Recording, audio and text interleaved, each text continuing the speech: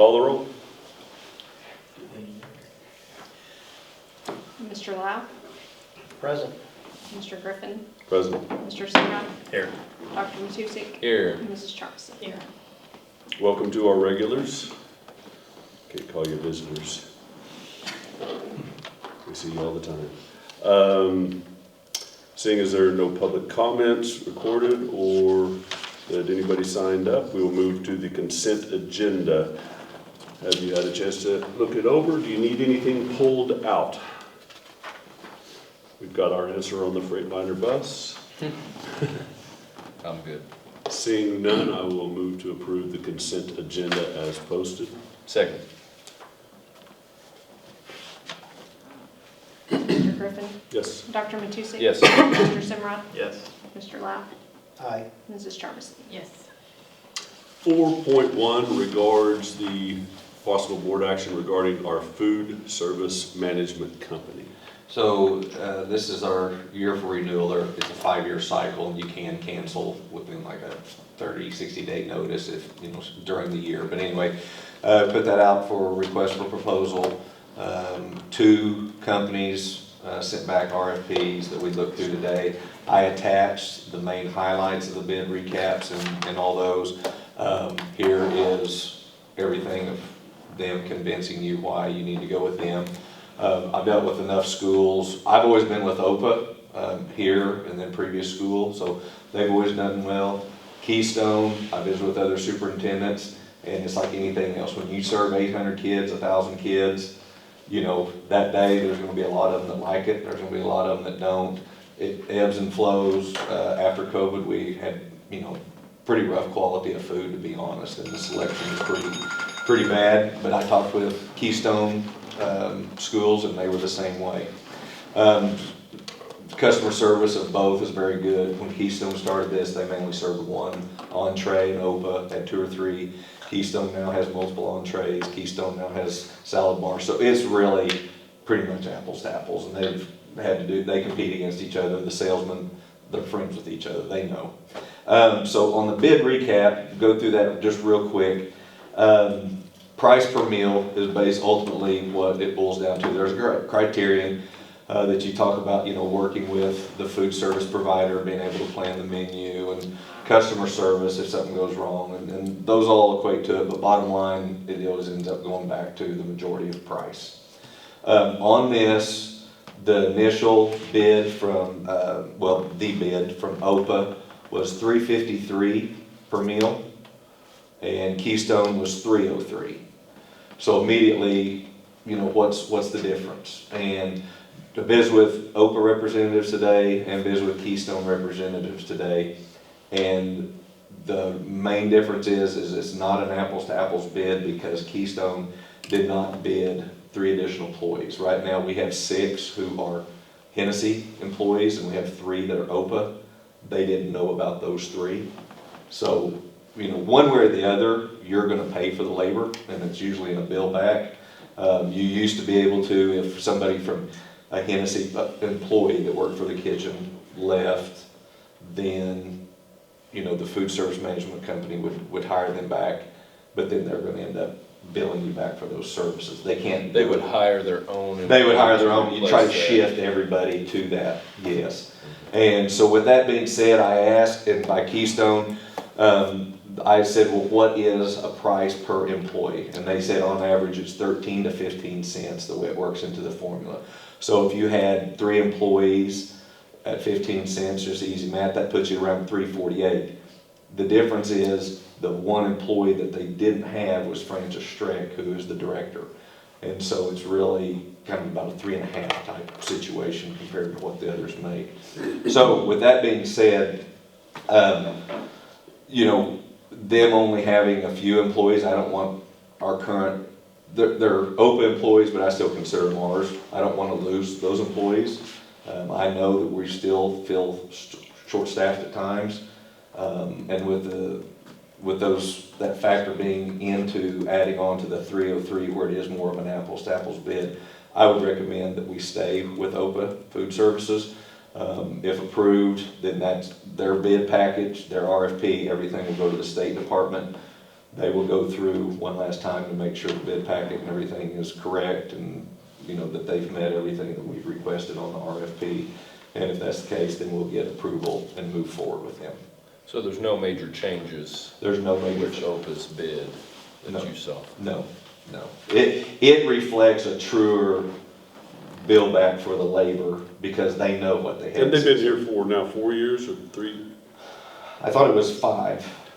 was it before COVID? I think this was the 5th year because it's supposed to be a 5-year RFP. Todd, does that sound right? So they know what it costs to Yeah. to run our cafeteria. Keystone is speculating. Yes, because Keystone was unaware of those additional OPA employees. The only sheet that we can give them is the employees we have, and they assume there's maybe 1 or 2 more, but they only figured 1 extra in, and definitely not a director of nutritional services. And so that's why that was reduced so much. But except for just getting a general idea of what Keystone has to offer and what they would charge, you have no reason to be disappointed with the service that you were getting from OPA. Like I said, after COVID, it was pretty frustrating for a lot. But I visited with other schools, and it didn't matter if they used them, Southwest, Sodexo. They were going through, everybody was going through supply issues. As far as quality of meals, I think that kind of goes in cycles. Certain buildings, I get a few more complaints than others. We address it, and we try. Like I said, it's just tough when you're preparing large groups. It is what it is. And your recommendations? My recommendation is that we would go with vendor of OPA to be approved and finalized by the State Department. I'll move to award the winning bid to OPA for food service management 24-25 school year. Second. Is that another 5-year? It is, and I can't remember the exact terms, but you do have an opt-out where you can not be penalized, so to speak, for if something happens. Mr. Griffin, Yes. Dr. Matusek? Yes. Mr. Simrod? Yes. Mr. Lau? Aye. Mrs. Charmison? Yes. Is there new business? I did not have any new business to act upon. We are now ready for your report then. Parking lot, many of you have driven by the baseball, football field parking lot. One thing, what I really want to tell you on that is the fact that Gary worked with the county. So they took the chunks of asphalt and concrete out of that, and they're going to keep that portion of it. And they're also going to take a large portion of the dirt that we have up here, and then what's amassed from that they have to scrape off. And in return, then they're going to, that road that we have just east of the baseball and softball fields that will now connect the bus barn to the old bus barn or to that area, they're going to rock that, they'll level that out and rock that for us. And so then at the end, when they get toward the end of that, we've had multiple people in the community ask about, hey, can we get some dirt? And so I think we'll be able to announce, and we'll have Jack put it out on All About Hennessey, that people can come up and get the remaining balance of that dirt. So, but we'll wait till the county gets, a little bit further along the project before we make that announcement. So, and they said, as of right now, of course, rain pending, they're looking at probably like late August on completion date. So if worse comes to worse, it looks like we would be displaced 1 home football game. Squirtle Festival, I think I've had a chance to visit with a few of you about that, but I really wanted to talk about it tonight, so it would be on TV in a little bit. But I'm going to let Mr. Cameron, if you don't mind, him and Ray are the ones that kind of really got this thing going a little bit more so, just with their work. So I'll let Todd, I'll let you talk if you don't mind. Nothing like being put on the spot. At least I didn't actually say a prayer, but. I mean, that's usual. So I don't know if you guys know, but the Squirtle Festival, I'm not sure when it started, but I know I looked back just to see some dates, and in 2020 they had there was 4 sets of games on Friday and 4 sets of games on Saturday is what they had in Enid, and they called it the Downtown Enid Basketball Festival. Well, it's morphed into last year. They had 10 games on Thursday, 10 games on Friday, 10 games on Saturday. So they've actually increased it now, I believe, and we're gonna get 10 games on Thursday and 6 games on Saturday here at the Eagle Events Center.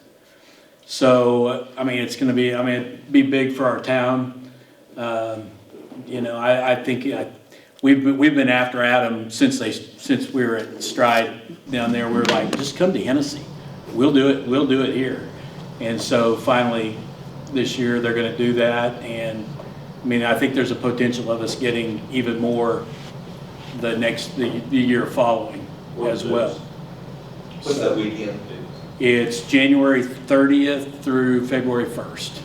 And it's not a true tournament format. How it started and the Enid got it is when OSSA, once they completed that, a lot of schools would want to play there in regular season. That way if they got assigned, the regional or area tournament. Well, now with us hosting it, it just kind of just made sense. People are wanting, and they've seen our dome, they want to come to play here. And it's just a pretty good deal. And we get 2 games out of it, is that right? I think we get We 2. get what we need. I Yeah, don't think whatever we we needed need. 2. We just needed 1. We just needed Yeah. one extra. Yeah, we just need one.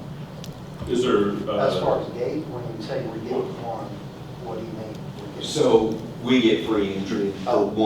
one game. I originally thought it was 2, but we only needed to pick up 1 game. And on that, we do keep we get all concessions. We're going to keep all concessions, and then we're working with both Adam Dieselhorst and, oh my gosh, John Hardaway at Cashin on the logistics of the gate and how all that's going to work to pay officials and stuff.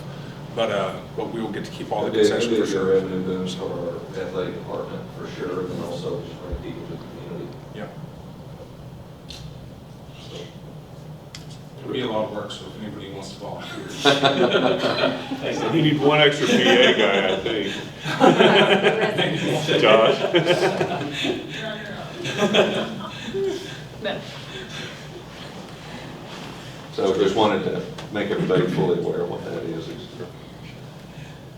And then resignations received. Resignations to accept: Jill Murray, Lee Linsenmeyer, Joyce Holder, Kim Hallmark, Riley Faulkner, and Jacob Stauffer. That's all that I have right now.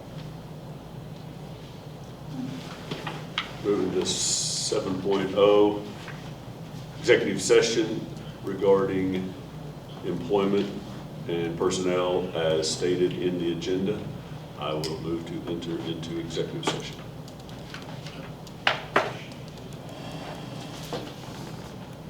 Anybody can second that. Sorry, I was reading.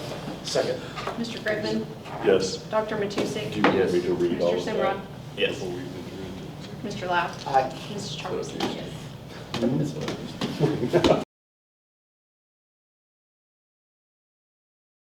Acknowledge return to regular session following executive session. All members were present with Superintendent Jason Sternberger and high school principal Joshua Faulkner joined us at the beginning.